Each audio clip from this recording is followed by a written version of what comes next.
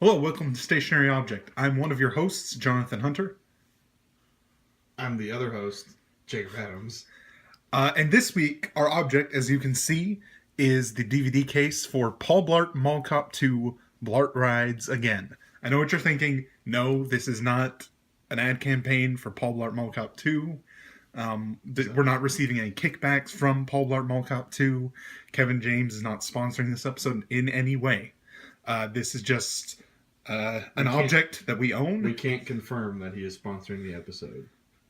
We can deny that he is, because he isn't. We cannot confirm that he is sponsoring the episode. We also cannot deny. We can too. What was that? What did my voice just do? I don't know. We cannot deny that he is sponsoring the episode. Anyways, as you can see on the DVD case, you got Kevin James' name, you got the name of the movie, you got the subtitle of the movie, you got a quote, a comedy for the whole family, from Kevin Thompson, from Mr. Movie Phone. Mr. Movie Phone? Mr. Movie Phone. I've never heard of it. And then you've got a beautiful picture of Las Vegas, in the background of Paul Blart riding a Segway. Yep. As you can see, he's sporting his typical beautiful mustache. This is as close as the object is ever going to get to being me, myself. So, enjoy. You can never cannot confirm nor deny that Jonathan is Paul Blart. It's not the thing we're going to do. Yep. We're also not trying to steal any thunder from Death Blart, which is the shortened name for the once-a-year podcast. Till Death Do Us Blart. Yeah, Till Death Do Us Blart. And it's definitely, check that out. Anyway, we're going in on 2 minutes here, so I feel like we should actually talk about what we're here to talk about today. All right, what are we here to talk about today, Jacob? Well, I figured since November was last month, and this month is December, and we're getting close to Christmas, we should talk about Pokemon. I agree. The new one. New ones. Shoot, I was prepared for Pokemon Gold. Okay, why don't you start? Well, no, before I go anywhere, I want you to tell people the last Pokemon generation you played, and just why, your reasoning behind that. I played the first and second generations of Pokemon. Yeah. And then I stopped for some reason. Uh-huh. And then I started playing remakes of the first and second generations of Pokemon. Exclusively. Yeah, so I play the originals as well. So I'll play Red, Blue, Yellow, Gold and Silver, Leaf Green, and Heart Gold are the Pokemon games I've played. So I don't really know why I stopped. I just sort of did at some point, and now there are more new Pokemon than Pokemon I know. So I feel like it's difficult for someone like me to get back into the Pokemon genre. So, and it is a genre. Why should I get into these new Pokemon games? Pokemon Sun and Moon? Yeah, those are the names. And I know that anything I tell you isn't good enough because you've already committed to never playing them. All right, so I'm not your ideal audience for this review. You're not. So, but for someone who is really on the fence as far as should I or should I not dip into this new generation of Pokemon? Yeah, I think for most people that own DSs, 3DSs, it's not really a classic question of if they should or if they shouldn't, but when they will or won't they. You know, like the sitcom thing, will they, won't they, or should they, shouldn't they kind of thing. Yeah, you talked about that the other day, and now I'm just pulling it up here as an explanation for most people and the way they deal with Pokemon. The new game is a lot of fun. You throw them into this brand new region to stack on top of the other brand new regions that you don't know anything about, called Alola, and it has 4 islands, each with their own special characteristics, and then it kind of does away with the gym battle system and introduces a trial system with different captains on each island. And then kahunas for each of the 4 islands. So you have a few, maybe 4, between 1 and 4 captains for each island. And then 1 kahuna for each island. And so the kahuna kind of works like a gym battle in a traditional sense. But then the captains, you either battle the captains or you have, which isn't nearly as often as when you do trials. With the captain. So there's one trial in particular where you go to an abandoned supermarket and you have to take pictures of the Pokemon inside the supermarket. And then there's Mimikyu, which is a new Pokemon that has a little rag and he's cute and everyone should love him and he's adorable and I love him. I actually caught one after the trial was over. That's the one problem with the trial system. It's not really a problem. It's just a stipulation. Is that you can't catch Pokemon while you're in a trial. So you can't catch, like, there are Pokemon called Totem Pokemon that kind of work like the boss of the trial. Yeah. So you can't catch Totem Pokemon. You can't catch Pokemon during trials, but afterwards you're permitted to go back to those places and catch Pokemon there. Mm-hmm. So after that trial, I caught a Mimikyu, and its nickname is Beloved because it says that it wants to be loved. And so I'm like, well, okay, you're my best friend now, so you're going to go everywhere with me. So he's my favorite boy, besides my Machamp, and some other guys I've got on my squad. But it's a lot of fun. The game feels fresh and new, and it's story-wise interesting. I mean, Pokemon has always had like a decent story. It's always been about the Pokemon, though. It's never really been so much. I don't know how to say it without sounding like there's no story and story doesn't matter. The story's important in Pokemon, but it's not. It kind of plays a backseat to like the collectible monster aspect of the game. Yeah, the story for the Pokemon games that I've played, all 2 of them, is basically you're a kid who wants to become the best, like no one ever was. Wow. Okay. And you've got to defeat Team Rocket along the way. Or got to be all the gym leaders. So I'm saying the 2 games I've played. There's no you're right. Teams. Is it just it's just Team Rocket in the first 2, isn't it? Huh. Yep. Yeah, they didn't introduce separate teams until later. No, the Team Skull and they're the bad guys functionally, at least for most of the opposition you face. It's all Team Skull directly related, one way or another, and they are punks, but they're really like humorously punks.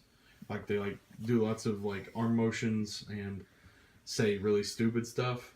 Mm-hmm. I had a fight with some of them the other day. I was doing a part of the story, and I beat one of them, and then I went to the one after him and beat him, and then there was a third one, and so I was just anticipating fighting him.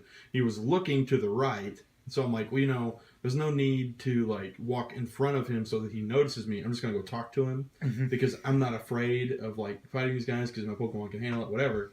And so I didn't have anything to lose, so I just walked over and talked to him. And instead of doing the classic, fighting that would then immediately follow talking to a trainer, he told me that he knows when he's gonna lose and doesn't want to deal with it. So he just let me walk past him. I was like, well, that's a nice touch, I guess. I thought it was kind of funny because normally it's like I'm just going to blindly fight you, and it doesn't matter if you're going to win or not. I'm just going to fight you because I have to.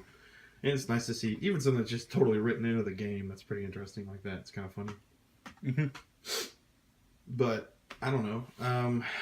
Pokemon Sun and Moon has a lot going for it. It's not perfect, but I think that it's largely positive as far as direction goes. Like, there are no more HMs, which to me is great because I hate having a Pokemon that's constantly bogged down with HMs. It's like you have to have somebody in your party that knows Surf and Waterfall, later games, and that's second generation. They introduced Waterfall. Yeah, they introduced Waterfall and Whirlpool. Yeah, that's right. Generation. Yeah, and then they did away with Whirlpool right away because it was really annoying. But yes, it was. Then they introduced Dive, and Ruby and Sapphire, and they kind of did away with Dive a little later. And so it's pretty interesting to see the way they handle stuff. Like, they'll take like something that's a major element of the gameplay out of the game. Like, there are no HMs, but it's specific to Alola, to the region, because of the way that they explain it. Is like you have a thing called a ride pager. And so, like, Pokemon that you would need to do certain things can do those things inherently with the ride pager. So, like, there's a Sharpedo. You can ride around a Sharpedo, which is a shark Pokemon. 'Cause you don't know what that is, because that's Ruby Sapphire. There are Lapras. Like, the first Pokemon you get for the Surf function is Lapras. Or Tauros. You ride a Tauros, and he can break through boulders and stuff like that. It's pretty cool. I really like the kind of direction they went with it because it makes me feel like, like my Pokemon are useful for more than just pushing boulders out of the way or whatever. Yeah, and it was always annoying that that your Pokemon would be hindered in combat with these moves that you didn't really want. Yeah. Just because that was necessary to the other aspect of the game. Yeah, and I mean, it's fun to explore. Another thing that I'm not sad to see not present in the game is like cut.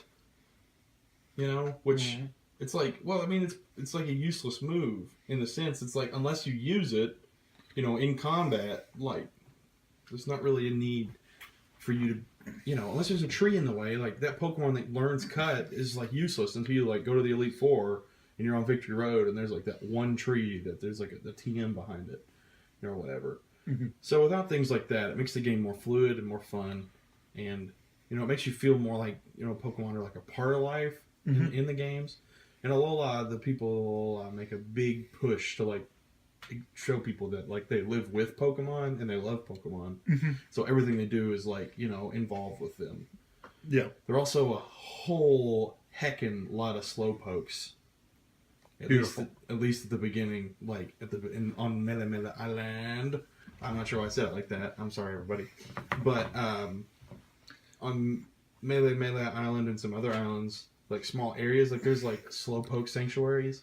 Like there's just a few of them, but I just love walking around a corner down onto a beach and seeing like 3, 4, 5 Slowpokes just like standing around.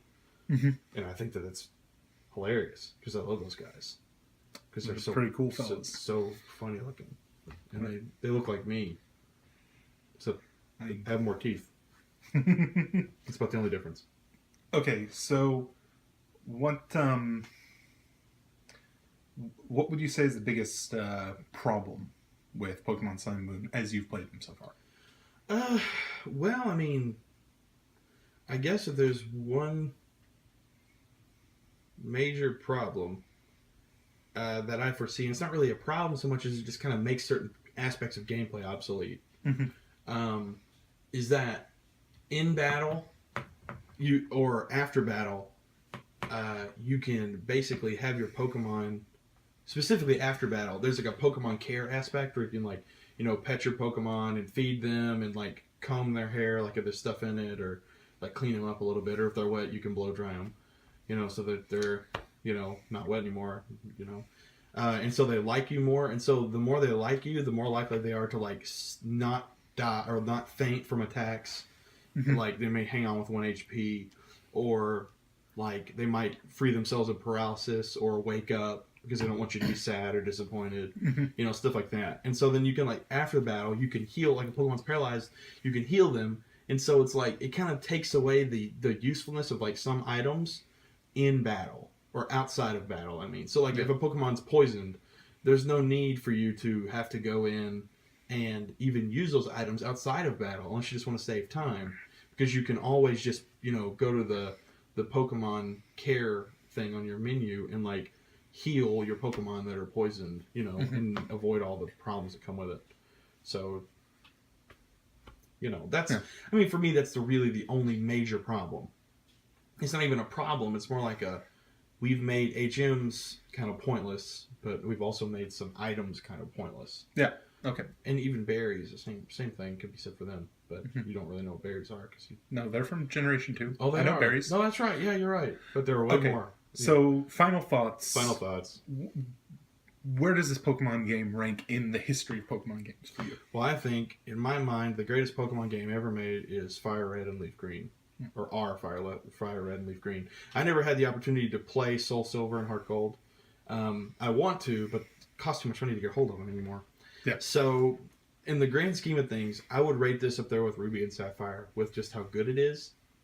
I like a lot of the new Pokemon. I like new Geodude, especially new Golem, because he's got a beard and a mustache, some cool eyebrows.